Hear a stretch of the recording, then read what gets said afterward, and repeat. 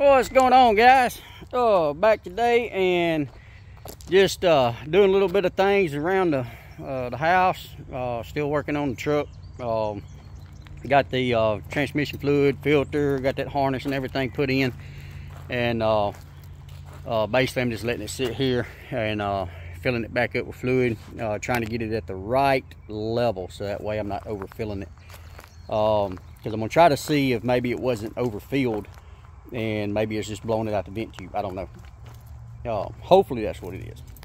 But they it says on the spec sheet for the fluid and everything for my truck, it said if you just drain the pan and replace the filter, it's supposed to take approximately 7 quarts. I done that, and then of course also I had to take in part of the video I'm doing, I say sensors, but they're actually the solenoids, the shift solenoids, lets it know what gear to go into. So whenever you hear me say don't, be sure to whenever you have to pull those solenoids out in order to get the harness plug out, then don't cross them. Be sure to set them down somewhere to that way you know exactly which hole that particular one goes back into. Otherwise you might end up jumping from 2nd to 4th or something like that. So I'm just letting that do. Had to have a friend come over yesterday. I was trying to do it by myself and I just couldn't get it done. If I was to cut my bed frame in half and put it together like that, then yes, it would make a whole lot easier to do. But I didn't want to do that. But I'm gonna go ahead and give y'all a sneak peek of what I'm doing as far as my bed goes. Like I said, stay tuned for the full video of me taking everything out and putting it together and all that stuff. All right. So this is what we got. So I'm turning my bed long ways. Like I said, I already had the seat out and the passenger seat out and also the back seat. I did have my bed going that way. I had it this way once before, but I still have my center console in. And I only had like this much room to lay.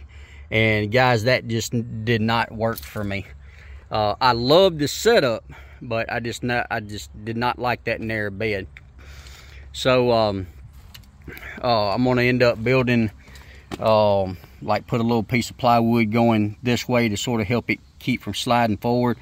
I'm gonna put my cup holder right there, and then I can still get to all my controls, my exhaust brake, all that stuff, and I'm gonna build something up a little bit to be able to mount my tablet and all that stuff too.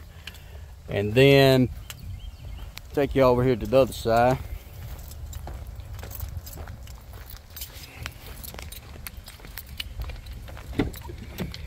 But basically, right here on the driver's side is basically what it looks like. Like I said, I took my center console out. I can find other places to store things and stuff like that as far as the cubby hole goes. The biggest thing that I didn't want to lose as far as center console goes was my armrest. So that I built it up and put it, there's the platform, and then now I can set my arm right here and have an armrest. Right down there on the bottom, at first I thought that was like an air box. That is not. That is actually my subwoofer. The speaker is right there on the bottom. So we had to take that out. That's the reason I had to have another set of hands. And because I was trying to sort of wiggle that 80-inch long piece of plywood in here. And so basically I stuffed it up underneath the dash, and on this side it's resting right here. And then we put that back in, and I'll show you on the back. So I don't know if this is how I'm going to keep my cooler. I may turn it around the other way, but I am going to build like a little shelf coming up right here, and then right up here I'm going to put my microwave, mount it. And y'all see I'm missing the toolbox. I'm going to try, I'm fixing to show you another toolbox that I used to have on here a long time ago when I was just doing bumper pulls. and I'm going to see if it will work for fifth wheels. I think it will. I've measured the clearance between a truck with a regular old bed and then me having that this new box on here, and I think it'll work. I think I got about 5 inches of clearance. And then if that works, then I'm going to replace both the side mounts to a different style box and give me a little bit more room. But I also want to show you, all right down here at the bottom. So your console went right here, and I'm going to explain all this in the video of the truck remodel. But on the bottom part of the console, down in the bottom, you got the amplifier and for the radio. And whenever I took that out, I tried to use my radio and it would not work. I could not get no volume out of it. Well, you got to have that piece or that amplifier plugged in to them wires right there. So I took the console apart, took the amplifier box off, and it still rests on the parts right here for my where I put my seats. So I'm going to set it back in, and basically it'll just come up and come right here, and that's just basically as tall as it'll go. And I can plug all that stuff back in and my radio will work. So, but guys, that's just a little sneak peek. Like I said, I still got a lot more to do to it, and right now I'm working on I got a side mount toolbox that the doors open from the side. It's I think 16 inches tall, about, I don't know, about a foot, 11 to 12 inches wide, and it's 8 feet long. So it goes the entire length of my bed. If this works for a fifth wheel, I don't know if I go the 8 foot long. I may do a 6 foot. But I'm definitely gonna go to this style toolbox, and I'm gonna go on both sides. Basically right now I'm patching up some holes on it. This is an old box, and back whenever I used to do truck and trailer repair, I had my hose reel and everything like that mounted to the box.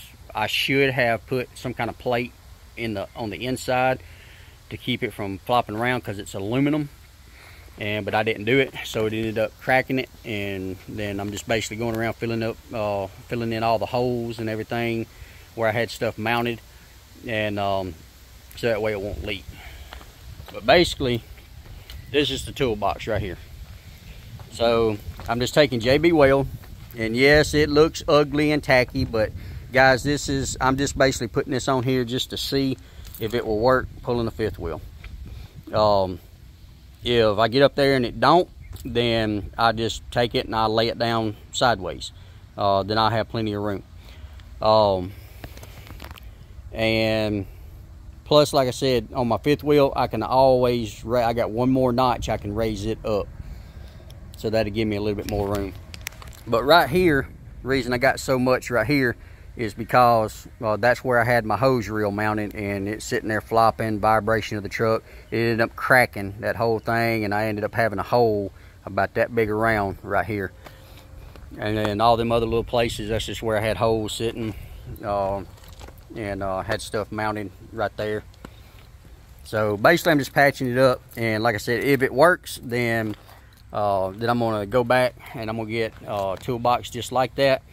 I thought about getting, I found a couple of steel boxes, but aluminum weighs a lot less, and so I don't want to put any unnecessary weight in here. But the reason I'm going with this box is, like I said, give me more room. That way stuff's not so crammed into the little smaller ones.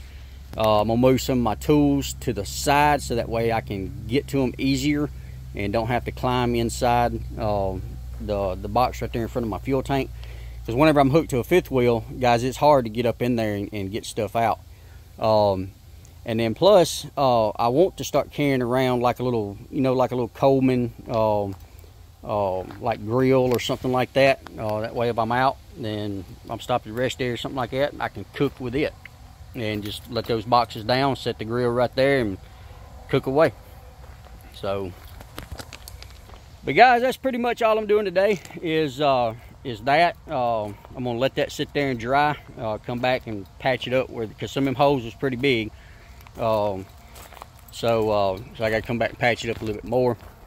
I'm gonna finish working on the remodel of the truck today, and then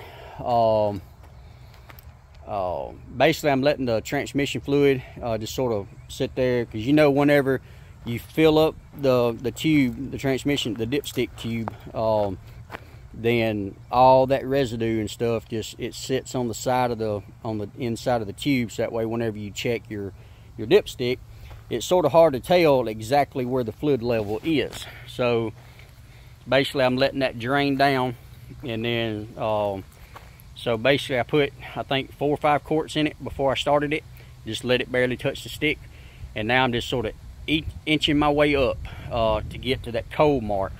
You want to check it whenever the truck's running, and you can check it when it's cold. Just make sure it's on that cold mark. Once I get it to where it's on that cold mark, then I'm gonna let the truck sit there and run, and get up to operating temp. Then I check it and make sure it's at the hot level. Guys, I will tell you this, whenever I change that fluid, I mean, like I said, the old fluid looked good. The inside of the pan looked spectacular. But whenever I put that new fluid in, now whenever I cranked it up and put it in gear, it did not want to take any gear. So I immediately put it back in park, shut the truck off, cranked it back up, basically let that fluid circulate through everything. And so I cranked it back up, put it reversed, backed it off the ramps, and guys, whenever I done that, I could not even hear the thing shift. That's how smooth it was. So I guess, like I said, the old fluid, it still looked good, but I guess maybe it was just broken down. Like I said, I mean, 330,000 miles, I mean, I've probably broken down too. So but like I said, man, it shifts so smooth, and I even drove it down the road, and man, it just shifted so smooth. So I'm very satisfied with that, and I'm hoping everything goes good, and I got everything tightened back up and everything up in there. So but basically now it's just still trying to track down the leak. I'm hoping, like I said, maybe it was just over full and it's blowing it out of the vent tube or something. We just have to see whenever I get back on the road, because like I said, it only does it whenever I'm under a load. That's the only time it really leaks, is whenever I'm under a load, transmission temp starts working its way up, and that's really about the only time it really does it. So,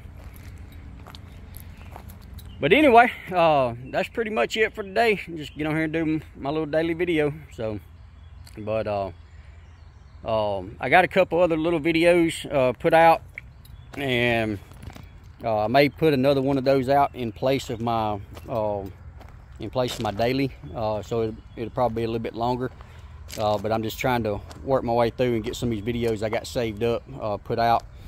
And then as far as the breakdown of those 3 trips in 1 week, today is June the 20th, Thursday, June the 20th. That video will probably end up coming out this next Monday on my regular RV transport videos. I got one that's really before that. It's the one going to Katy, Texas.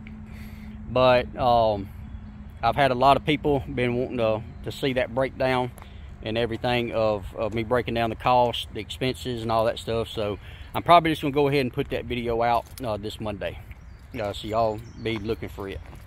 And then probably the next Monday, then I do the Katy, Texas, and then get it back on track after that. So guys, if y'all don't mind, y'all like, share, subscribe, leave me a comment, tell me what you think about my bed setup, a little sneak peek of that. So I think I'm gonna like it. I ain't gonna lie, the taking the console and all that stuff out wasn't no big deal. Getting that platform in there, that was a job. So especially if you're trying to do it by yourself. So, but like I said, I still got a lot more to go on that and everything. So y'all stay tuned for that video.